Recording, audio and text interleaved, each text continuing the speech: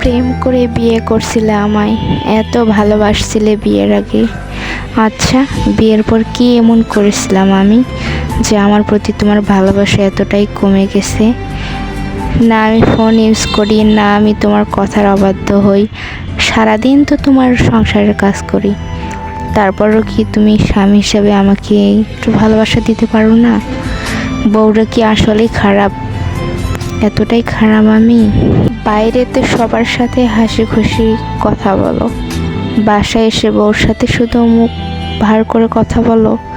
কেন বউরা কি একটু তোমার কাছে ভালোবাসা চাইতে পারে না? একটু হাসি মুখে কথা শুনতে চায় না? এতটাই ঘৃণা করো বউদেরকে? তোমার মতো পুরুষদের যেন এরকম কোনো বউ তোমাদের মতো পুরুষের কাছে না থাকে।